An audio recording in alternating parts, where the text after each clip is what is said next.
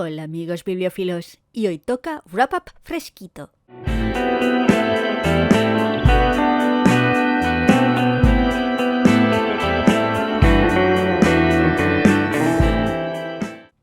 El resumen de lecturas de junio, a tiempo y todo, para lo que es este canal, que en total fueron 4 libros que podríamos englobar con el título de Junio Letal.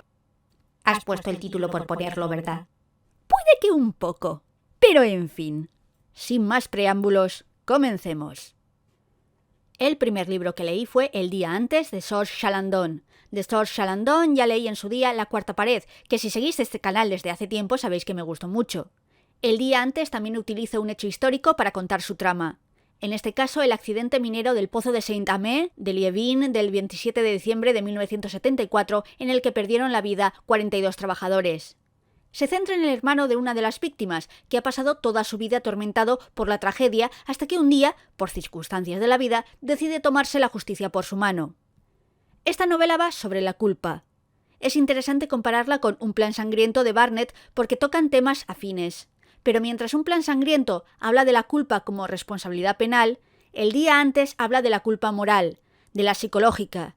¿Por qué nos sentimos culpables? Y hasta qué punto la culpa puede destrozarnos la vida.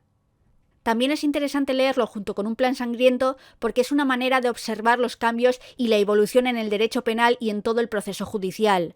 Porque El día antes nos muestra cómo funciona el procedimiento penal en Francia, o tal vez la manera ideal en la que lo haría. Y aún así, se puede observar que incluso cuando todo funciona bien, cuando no hay abusos ni retrasos, la simple impersonalidad del sistema es terrible. No quieres enfrentarte a un proceso penal. De todas formas, aun cuando Francia dedica más presupuesto a su administración pública y más concretamente a justicia que España, no me creo que los jueces en Gabacholandia tengan tanto tiempo ni tantos recursos como para querer investigar tan a fondo como lo hacen en la novela. En teoría, sí deben hacer todo lo que está en su mano para averiguar la verdad, es parte del proceso inquisitivo, pero no creo que en la vida real les dé la vida para ello. De todas formas, me pareció una novela interesante que en cierta parte se me hizo muy interesante. No es todo tan claro como parece. Llegados al juicio, tengo que decir que en un momento dado me odié a mí misma y mi licenciatura en Derecho porque el fiscal hace un monólogo y es clasista y odioso como él solo, casi se puede oler la gomina de su pelo. Pero jurídicamente tiene razón. Ay. Aún así, no creáis que se trata de una novela sobre un juicio o en el que se habla de términos jurídicos ni nada de eso. Es una historia muy humana de un hombre roto por el dolor que no encuentra un modo mejor para lidiar con lo que está sufriendo. Y es indirectamente también la historia de las minas de Francia, que se fueron cerrando una a una, dejando en el olvido todas las víctimas del carbón. El segundo libro que leí fue El caso de los asesinatos del obispo de S.S. Van Dyne, del que ya hice un vídeo. Lo llamaría reseña, pero para eso tendría que hablar de la novela. Se trata de un whodunit clásico, cuarto en la serie protagonizada por el detective Philo Vance, en el que nuestro pedante amigo se encuentra con el asesinato de un joven por un flechazo en el corazón. Literalmente. Asesinato que se parece sospechosamente a una de las rimas dentro de las melodías de Mamá Oca.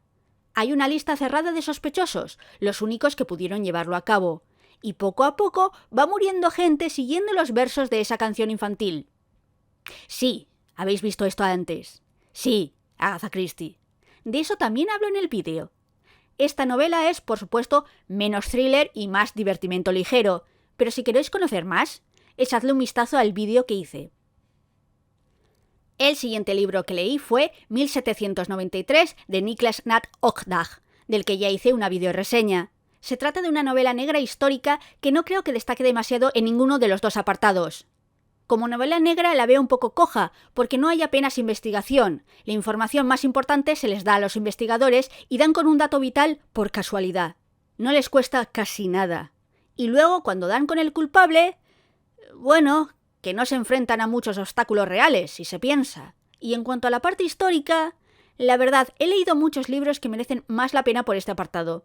La parte más interesante es la historia protagonizada por una muchacha, que al final sirve para meter más páginas en una trama que de por sí sería más corta, que nos ofrece una visión de las cárceles de la época y el sistema penitenciario, con esa redención de penas por el trabajo, porque pese a tener una sentencia en años, en realidad te sueltan cuando has producido suficientes bobinas de hilo, que es su cometido en la prisión. pero luego resulta que toda esta historia es una excusa. La verdad, no creo que 1793 destaque por nada en absoluto, salvo por buscar ser sórdida como modo de remarcar la violencia, pero esto es solo mi opinión. De todas formas, si queréis saber más, ahí está la videoreseña. Y el último libro que leí fue El Expreso de Roma, de Arthur Griffiths. Se trata de un ¿Quién lo hizo? Clásico, muy clásico, publicado en 1896 e incluido por Graham Greene y su hermano Hugh en la mítica Victorian Villainies, antología de obras maestras olvidadas de la novela detectivesca clásica. Como es habitual en las obras del género de la época, se trata de una historia corta, más una novelette que una novela. No es tan larga como para tener la complejidad en personajes o trama que veremos en este tipo de libros más adelante, pero sí lo suficiente para que exista un puzzle bien montado, con varios giros chulos. ¿Es sorprendente? No, sobre todo si se es aficionada al género, y sobre todo porque, como suele ocurrir, te da la sensación de que ya has leído esta historia antes. Ah, ¿quién te digo yo? Una tal Agatha Christie. Quien me da la impresión de que se leyó El Expreso de Roma antes de escribir El misterio del tren azul.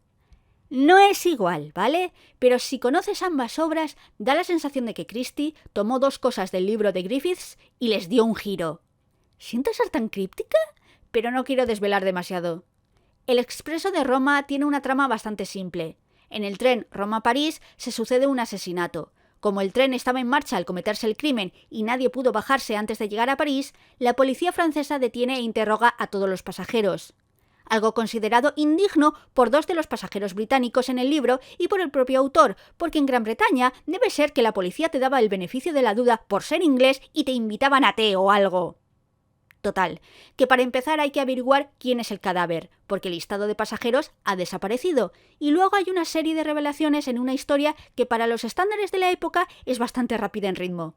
No pretende tanto ser atmosférica como un pasatiempo con cierto humor. Al final, como ocurre con otros libros detectivescos de la editorial Ardicia, es un libro que no está mal, pero que tiene más valor histórico tal vez que valor como novela en sí misma. Si eres aficionada al género y te interesa averiguar más sobre el desarrollo del mismo, sobre todo en el siglo XIX, libros como este, o Las adivinaciones de Cala Persad, o El párroco de Belleville, son muy interesantes, pero tienes que saber lo que esperar y lo que estás leyendo, porque se trata de un género que en este tiempo se estaba construyendo y por lo tanto estas historias son algo más simples o esquemáticas. ¿Me gustó? Sí, pero es que no tuve que comprármelo y eso es una ventaja. Aún así, creo que sirve como pasatiempo ligero que no se complica la vida y no se la complica el lector. Y ya está, eso es todo, esos son los libros que leí en junio. Que yo iba a grabar y subir este vídeo antes, pero es que no ha podido ser. Porque entre que mi ayuntamiento ha decidido que no son fiestas, pero bueno, para pasar el tiempo pongamos música a todo volumen y otras cosas, pues no ha podido ser. Bueno, pero que ya está, no hemos necesitado esperar 2 meses. Aunque igual con las ansias homicidas por lo de la música, casi me da por hacerle una visita a la alcaldesa y como que entonces pues hubiera tardado más en grabar el vídeo, claro, porque desde la cárcel es difícil. Pero en fin, que espero que el vídeo os haya gustado o al menos os haya entretenido, que os haya ayudado a formaros una opinión si tenéis interés por alguno de los títulos. Y sin más, me despido. Gracias como siempre por estar ahí, escuchándome. Hasta la próxima vez. Adiós.